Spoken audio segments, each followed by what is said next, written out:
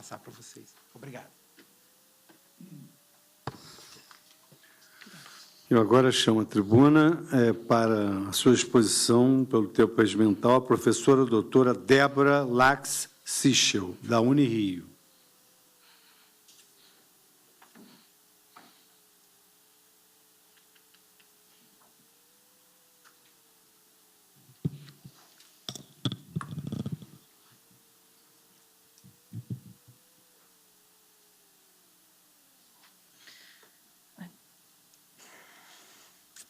Boa tarde a todos. Excelentíssimo senhor ministro Luiz Fux, é uma grande honra para mim poder participar dessa audiência pública. Nesse contexto, verifico que o cerne da questão que pretendo abordar se refere à possibilidade de financiamento eleitoral por pessoas jurídicas, e duas questões devem ser observadas. Uma, sob a ótica do direito constitucional brasileiro, sob a perspectiva histórica, e outra, enfocando normas de direito empresarial vigentes. Em palestra por mim proferida em julho de 2012, num evento organizado pela European Political Science Association, em Berlim, abordei a evolução do direito eleitoral brasileiro. Naquela ocasião, descrevi a evolução das normas legais pertinentes, observando que, no período do Império, a condição de eleitor dependia, entre outros fatores, de sua renda anual, R$100.000. Somente com a Revolução de 1930 começou-se a operar a uma alteração do quadro político, através da moralização do sistema eleitoral, uma vez que o sufrágio até aquela época não era secreto. O nível de escolaridade baixo, uma vez que os alunos matriculados nas escolas correspondiam a 30% da população em idade escolar, evidencia que a falta de educação formal era um fator de exclusão. Com a edição do Código Eleitoral e a organização da Justiça Especializada, passou-se a contar com um sistema eleitoral mais global. As mulheres passaram a ter direito a voto. Após o período ditatorial do Estado Novo, foi editada a Lei Agamenon, o Decreto-Lei 7.586 de 1945, regulando o alistamento eleitoral e consagrando o Código Eleitoral à exclusividade da representação aos partidos políticos. Uma primeira tentativa de se retirar a influência do poder financeiro foi a criação da cédula oficial, em 1955, evitando que os candidatos tivessem gastos na impressão e distribuição dessas. O processo eleitoral sofreu, no tocante aos sufrágios, uma interrupção durante o período da ditadura militar, entre 1945 e 1985. 1964 e 1985. Com as restrições havidas em termos de liberdade de formação de partidos políticos, pleitos indiretos para presidente da República, governadores de Estado, prefeitos de capitais de Estado e de municípios, considerados como de segurança nacional. Com a Constituição de 1988, é que os analfabetos foram incluídos nos quadros de eleitores. Feita essa análise constitucional, sob o ponto de vista histórico, observo, por outro lado, especificamente com relação a doações de pessoas jurídicas, as normas pertinentes a essa atividade destas, como se verifica na legislação vigente, iniciando pelo Código Civil, quando trata de sua constituição e da sua atividade, na forma como disciplinada pelo contrato social, além da responsabilização dos sócios. Determina o referido Código no artigo 1015.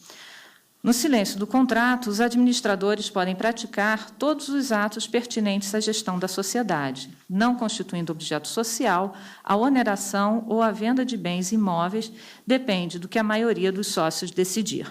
Parágrafo único. O excesso por parte dos administradores somente pode ser oposto a terceiros se ocorrer pelo menos uma das seguintes hipóteses. Inciso 3. Tratando-se de operação evidentemente estranha aos negócios da sociedade. Artigo 1080. As deliberações infringentes do contrato ou da lei tornam ilimitada a responsabilidade do que expressamente as aprovaram.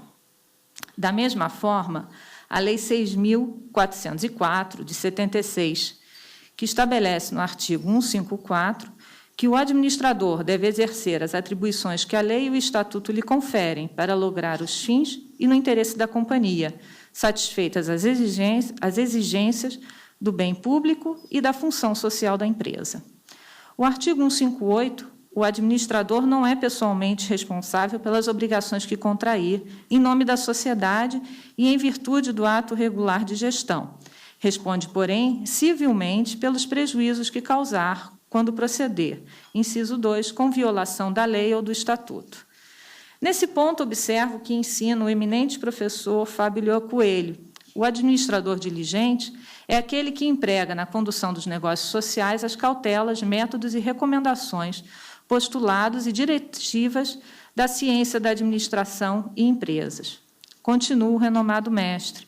Em outros termos, tem o dever de empregar certas técnicas, aceitas como adequadas pela ciência da administração, na condução dos negócios sociais, tendo em vista a realização dos fins da empresa. O que se tem dessa forma é que, ao administrador da sociedade empresária, somente é dado agir em consonância com o que for autorizado pelo contrato social. A pessoa jurídica é uma entidade artificial criada para propiciar uma organização profissional para uma atividade econômica de forma independente da pessoa natural. Tem, portanto, interesse econômico, visando em regra o lucro e, evidentemente, não podendo se falar que sua vontade possa vir a ser expressada independentemente da pessoa natural que a controle. Destarte, mantendo-se as normas legais questionadas, poderia estar se criando um mecanismo pela qual uma pessoa natural possa doar duplamente e, assim, tentar obter vantagens através do financiamento eleitoral. Uma vez através da própria pessoa natural e outra através da pessoa jurídica. A pessoa jurídica não participa do processo de cidadania, como também não exprime a sua participação através das eleições, mas pode ser utilizada para tentar manipular, usando de recursos financeiros, os resultados do pleito, através de forte injeção de recursos de natureza econômica em determinado candidato, visando, inclusive, no futuro, a contratação por algum ente do Estado. Portanto, cabe indagar qual o objeto social da pessoa jurídica que justifique a doação. Ao contrário da pessoa natural, que pode participar, inclusive pessoalmente, do processo político, o mesmo não há como ser falado da pessoa jurídica, que não é eleitor, mas pode tentar se beneficiar de uma determinada constelação política. A questão do financiamento eleitoral em um país com as dimensões do Brasil se torna relevante, uma vez que se deve verificar a necessidade da presença de candidatos em vastos espaços territoriais, em exíguo espaço de tempo, muitas vezes necessitando de transporte aéreo, a realização de eventos e comícios, a mobilização de cabos eleitorais, a veiculação de propaganda, que no passado já foi extremamente tolhida pela denominada Lei Falcão, e o uso das novas ferramentas, como internet, rede social, entre outros. Passo agora a uma breve exposição do modelo de financiamento eleitoral adotado pelos Estados Unidos da América, onde discussões no âmbito do Congresso ocorreram, com vistas a regular a questão, na medida em que havia evidente conflito de interesses quando parlamentares tinham que apurar atividades de sociedades empresárias que haviam financiado a sua própria campanha. Vigorava até o final de 2003 uma regra estrita para as contribuições diretas de indivíduos a candidatos e partidos. Contribuições a candidatos não podiam ser superiores a $1.000 por ano e ciclo eleitoral. Contribuições a partidos não podiam ser superiores a $25.000 por ano e ciclo eleitoral. Esse dinheiro, sujeito a limitações, é conhecido como hard money. No entanto, havia uma brecha na lei que permitia a doação de empresas, sindicatos e de indivíduos que desejassem contribuir com as quantias maiores que os limites estabelecidos. Era permitido, sem limitação, o apoio a ideias e atividades partidárias. Esse dinheiro entrava no caixa do partido e era encaminhado, posteriormente, a candidatos específicos. No jargão de candidatos e financiadores, é conhecido como soft money. Além da contribuição destinada à defesa de ideias, empresas e sindicatos podiam financiar propagandas caras nos meios de comunicação em torno de temas específicos de seu interesse. Na prática, terminavam por fazer a campanha de um dos candidatos de maneira direta, com a defesa de algum ponto de sua plataforma, ou indireta, atacando as propostas de seus adversários. 2 projetos elaborados pela Câmara e pelo Senado passaram a tramitar, ambos com o objetivo de limitar esse tipo de contribuição. Em síntese, a diretriz comum aos 2 projetos é a proibição ou forte restrição às contribuições destinadas à divulgação de ideias e das campanhas de empresas e sindicatos da mídia. Continuam permitidas as contribuições de pessoas físicas a candidatos e partidos, sujeitos, no entanto, a novos limites. A tramitação de ambos os projetos resultou na aprovação, na fusão de 2003, de lei que impõe restrições severas ao uso do soft money e estabelece novos limites para as contribuições de pessoas físicas e jurídicas às campanhas eleitorais. Já na República Federal da Alemanha, o reembolso aos partidos depende do resultado obtido nas eleições e da apresentação de minuciosa prestação de contas ao presidente da Câmara. A matéria se encontra regulada pela Lei dos Partidos, Parteiengesetz, sendo estabelecido um teto que, no ano de 2012, foi de cerca de 150 milhões de euros, valor esse corrigido anualmente a partir de 2013. Pessoas jurídicas são autorizadas a contribuir para os partidos políticos e o valor da subvenção pública não pode ser superior às contribuições recebidas diretamente pelo partido. A questão tem sendo discutida perante a Corte Constitucional, Bundesverfassungsgericht, que já garantiu a partidos menores o financiamento estatal. Igualmente interessante é o sistema adotado pela República Francesa, que, em 1995, proibiu a contribuição de pessoas jurídicas e sindicatos e define despesas apenas os gastos autorizados pelo candidato, abrindo a possibilidade da constituição de comitês autônomos livres das amarras, bastante análogo ao soft money americano. Os partidos que obtiverem 5% dos votos recebem reembolso de 50% do limite definido como despesa e essa distribuição leva em conta o número de votos obtidos para a Assembleia Nacional e o número de parlamentares filiados à agremiação. No Canadá, denomina-se gastos de terceiros os que decorrem de contribuições de simpatizantes, que as efetuam sem limite, já tendo havido propostas para sua fixação, o que não se viabilizou pela falta de controle. Naquele país, tenta-se, através da fixação de limite de gastos, estabelecer um controle. Feitas essas considerações, observo que o resultado eleitoral deve expressar o sentimento e a vontade da sociedade manifestada através do voto livre, não influenciado por truques de mídia ou por propagandas milionárias, onde os recursos utilizados cativam o eleitor e não o seu conteúdo. Dessa forma, não me parece prudente autorizar que pessoas jurídicas possam ser doadores de campanhas eleitorais, na medida em que estas não atuam como cidadãos, mas sim como instrumentos para alcance de uma atividade produtiva. Nesse ponto, levando em conta que a própria Constituição vigente no Brasil, ao normatizar a ordem econômica, estabelece a livre iniciativa, mas determina que se combata o abuso do poder econômico, não me parece conveniente que a legislação eleitoral abra uma brecha para que esta possa viciar o processo eleitoral. Obrigada. Agradecendo a colaboração da professora Débora Lax-Sichel, eu chamo para a sua exposição o doutor César Busato, secretário municipal de governança de Porto Alegre, do Rio Grande do Sul.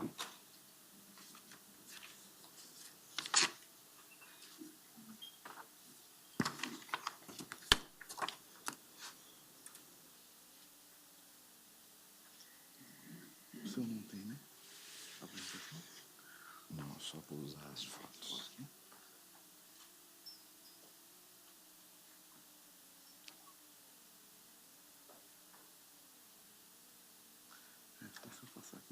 Ok. Não queria mostrar agora. Pode deixar para depois. É só você me dar o sinal e vir aqui. Isso. Boa tarde a todos e a todas. Excelentíssimo senhor ministro Luiz Fux, muito obrigado pela oportunidade de participar desta audiência pública de tanta relevância. Colegas expositores, expositoras, demais participantes desta audiência pública. Discutir o financiamento de campanhas eleitorais é discutir a possibilidade de uma nova forma de fazer política. Este tem sido um tema central ao qual me dedico nos últimos anos. Adotar uma nova forma de financiar campanhas eleitorais é uma oportunidade de reduzir ou eliminar a prevalência do interesse das grandes corporações sobre o interesse da sociedade. Trata-se, ademais, da chance de estabelecer outro tipo de relacionamento entre candidatos e eleitores. A atualidade do tema ultrapassa as fronteiras brasileiras. Está na ordem do dia em muitos países, incluindo os Estados Unidos, cujas campanhas eleitorais desde sempre atraem atenção internacional. o modo de realização das campanhas, eventuais alterações e inovações aplicadas aos pleitos norte-americanos, impacto à literatura, técnicas e estilos adotados mundo afora. Foram os Estados Unidos, por exemplo, que consagraram a aproximação entre a internet, o financiamento de campanhas pelo cidadão e um inovador processo de comunicação como um case de sucesso na política, com a eleição de Barack Obama em 2008. Essa experiência inovadora, entretanto, não reduziu o ímpeto das grandes empresas em interferir na política e na democracia naquele país. Em seu livro mais recente, The Future, Six Drivers of Global Change, o ex-vice-presidente Al Gore revela que o interesse do lucro tem levado vantagem sobre o interesse público, a ponto de a Suprema Corte haver eliminado limitações para grandes empresas contribuírem com candidatos. Isso significa, de uma forma muito concreta, um golpe de Estado empresarial em câmera lenta que ameaça destruir a integridade e o funcionamento da democracia norte-americana, escreve Gore. Ele relata a presença de advogados representando lobbies empresariais em reuniões nas quais a legislação está sendo redigida, propondo linguagem conveniente aos planos de remoção de obstáculos aos negócios. É o interesse do mercado ditando aos governos o que fazer. Gore revela dados eloquentes.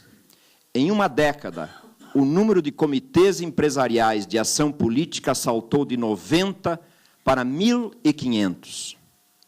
O número de lobbies registrados passou de 170 a 5 para 2.500. Os gastos de lobistas aumentaram de 100 milhões de dólares em 1975 para 3 bilhões e meio de dólares em 2010. A cena se repete aqui. Em 2010, 67 milhões e 400 mil reais, o equivalente a 44% dos custos da campanha eleitoral da presidenta Dilma Rousseff, saíram dos cofres de apenas 25 empresas, aquelas que tiveram contribuição de $1 milhão de reais ou mais. Desse grupo, quase a metade, 11 empresas, atuam na área da construção civil. A lista inclui empresas financeiras, de metalurgia, de processamento de alimentos, montadoras de veículos, entre outras. A falta de transparência é também um fato eloquente. A campanha pela reeleição de Eduardo Paes à Prefeitura do Rio de Janeiro, por exemplo, contabilizou a arrecadação de 21 milhões e 200 mil reais. Deste total, 18 milhões e 700 mil reais, 88%, estão relacionados genericamente como doações de Comitê Financeiro Municipal Único, Direção Nacional e Direção Estadual. O mesmo ocorre na prestação de contas de José Serra em 2010, então candidato à presidência da República. Das 2.427 linhas do relatório, uma para cada doação, apenas 77 realmente permitem a identificação do apoiador financeiro. As demais 2.350 linhas identificam doações genericamente. Comitê Financeiro Nacional, Diretório Estadual Distrital. De acordo com a prestação de contas, apenas 2 empresas teriam contribuído para a candidatura, um banco e uma pequena agência de propaganda. A falta de transparência fragiliza o sistema democrático de decisões. Existem alternativas, no entanto, para fortalecer a democracia e resgatar o poder do cidadão. Essas alternativas passam pela mudança profunda no sistema de financiamento de campanhas, entregando a responsabilidade e o poder envolvidos nessa tarefa ao cidadão eleitor. E a internet tornou essa alternativa factível. A mesma internet que abriu espaços de autonomia, muito além do controle de governos e empresas, que ao longo da história haviam monopolizado os canais de comunicação como alicerce de seu poder, como salienta o sociólogo Manuel Castells em seu último livro, Redes de Indignação e Esperança, hoje configura-se na ferramenta que pode viabilizar maior transparência, lisura e eficiência na atividade política. É a internet que pode possibilitar a arrecadação de pequenas contribuições individuais de milhares ou milhões de pessoas para custeio de candidaturas. Está na internet e na sua capacidade de conectar e empoderar as pessoas, como também registra Al Gore, a oportunidade de reverter a degradação da democracia ocorrida a partir do último terço do século XX. Em 2008, participei da campanha de Barack Obama à presidência dos Estados Unidos. Vou mostrar umas fotos.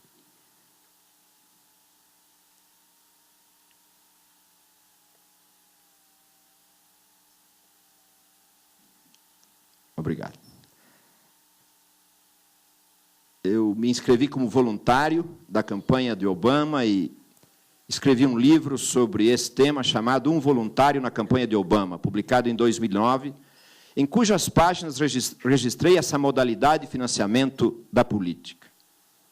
Nós estamos um grupo de voluntários trabalhando no estado de Nevada, a expectativa da época de um agente de mudança, Obama identificado com Batman, aqui no comitê do Obama e Biden em Chicago, também fotos do comitê, aqui o site de Barack Obama, onde nós poderíamos nos inscrever como voluntários e também contribuir para a campanha à presidência da República.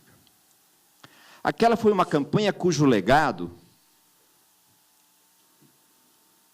será analisado por muitos anos e que já se tornou referência obrigatória para campanhas políticas em todo o mundo. Na época, o jornal New York Times assinalava que havia sido reformulada a forma de chegar aos eleitores, de levantar recursos, de organizar apoiadores, de gerenciar a mídia, de acompanhar e de moldar a opinião pública e de responder a ataques políticos. E isso ocorreu em um momento em que as mídias sociais poderosas, como Facebook e Twitter, ainda engatinhavam. A inovação se deu principalmente pelo sucesso de Obama em utilizar a internet para mobilizar uma rede de milhões de doadores. Foram mais de 5 milhões de doadores, que lhe permitiu levantar dinheiro suficiente para expandir o mapa eleitoral dos democratas e competir em estados tradicionalmente republicanos. Nos Estados Unidos, as possibilidades oferecidas pela internet em campanhas eleitorais começaram a ser exploradas em 1996. Em 2004, 4 anos antes da campanha de Obama, o ex-governador Howard Dean, também do Partido Democrata, demonstrou inequivocamente o potencial da rede, como registra Sylvia Yasulitis no paper Internet e Novos Padrões de Financiamento das Campanhas Eleitorais, um estudo do pleito presidencial norte-americano em 2008. Dean disputou as primárias do partido. Era um nome de pouquíssima visibilidade na cena política americana, mas desenvolveu uma campanha que o tornou extremamente popular. Ao mesmo tempo, arrecadou cerca de 25 milhões de dólares junto a mais de 318 mil cidadãos norte-americanos. Dean foi o primeiro a utilizar a interação mediada pelo computador com os cidadãos. Ele abriu espaço para que as pessoas se sentissem livres e à vontade para interagir com o candidato e coordenadores de campanha, inclusive ampliando os fóruns de debate por iniciativa própria. Em poucos meses, com o website, mensagens de e-mail e voluntários, Dean arrecadou o dinheiro e saiu do obscurantismo para se tornar alvo de atenção midiática. No caso de Obama, os resultados alcançados com o novo método de financiamento colocaram em xeque uma das principais reformas políticas da era Watergate, que é o financiamento público de campanhas. O candidato republicano, John McCain, recebeu 84 milhões de dólares da Comissão Eleitoral Federal, mas Obama abriu mão de utilizar dinheiro do sistema de financiamento público. Isso o deixou livre de submeter-se às restrições impostas pela legislação eleitoral, podendo decidir com mais liberdade onde aplicar os recursos arrecadados. Estamos discutindo no Brasil o financiamento público de campanhas no âmbito da reforma política. Mas o financiamento pelo cidadão representa um modo muito mais democrático e muito mais ético em seus fundamentos. Trata-se do financiamento de campanhas pelo próprio eleitor, baseado em pequenas contribuições voluntárias de milhares ou milhões de doadores, que o fazem como ato de vontade, de respaldar e tornar viável a campanha do candidato em quem depositam confiança e querem que vença a eleição. Para ser doador de campanha, nos Estados Unidos, na campanha de Obama, era necessário atender a 7 requisitos. Vale a pena citá-los. 1. Eu sou cidadão dos Estados Unidos da América ou residente permanente, legalmente admitido no país. Eu tenho pelo menos 16 anos de idade. Essa contribuição não é feita com recursos gerais do caixa de uma empresa, organização sindical ou Banco Nacional. Essa contribuição não é feita do caixa de um comitê de ação política. Essa contribuição não é feita do caixa de uma entidade ou pessoa que é um contratante junto ao governo federal. Essa contribuição não é feita de fundos de um indivíduo ou agente estrangeiro registrado como lobista junto ao governo federal, ou uma entidade, empresa ou agente estrangeiro de lobby registrado junto ao governo federal. Os fundos que estou doando não estão sendo fornecidos a mim por outra pessoa ou entidade com o objetivo de fazer essa contribuição. Pergunto, quantos doadores de campanhas eleitorais no Brasil atenderiam a essas condições? O uso da internet em financiamento de campanhas é comumente analisado sob 2 hipóteses, a da equalização e a da normalização. Na primeira, equalização, a obtenção de fundos online aumenta o pluralismo e gera padrões mais igualitários de competição eleitoral. Na hipótese da normalização, a internet não apresenta diferencial para o pluralismo. Ao contrário, reproduz condições desiguais de competição em um novo meio. Ao analisar a campanha de Obama, Silvia Yasulites conclui que o financiamento de campanha influencia e altera tanto a natureza das campanhas políticas quanto o perfil dos candidatos eleitos. A mobilização financeira do eleitor a favor de determinado candidato exige mais do que o uso da internet. É preciso que a estratégia de comunicação do candidato seja capaz de construir, junto ao eleitor, o sentido de pertencimento, de engajamento, de envolvimento, de compromisso. Em 2008, o uso da internet na campanha estabeleceu padrões igualitários, mais igualitários, e relativizou a importância das grandes doações. A angariação de fundos de pequeno porte exige a mobilização de uma imensidão de pequenos doadores. A rede de computadores é decisiva, para tanto, pois ela que permite o enfrentamento das barreiras de espaço e de tempo para o engajamento e para a participação, permitindo que o cidadão contribua com o candidato que for capaz de conquistar a sua confiança. O sistema também implica em maior compromisso e transparência na prestação de contas do eleito junto aos seus eleitores. Afinal, trata-se de dar satisfação a milhares ou milhões de pessoas que tornaram viável a campanha. No modelo atual, ao contrário, o eleito obriga-se a prestar contas a um punhado de grandes empresas que aportaram recursos vultuosos. Outro aspecto importante no financiamento popular é o estabelecimento de um limite para a contribuição. Em 2008, nos Estados Unidos, esse patamar foi fixado em $2.300. Claro que aqui no Brasil seria muito mais baixo.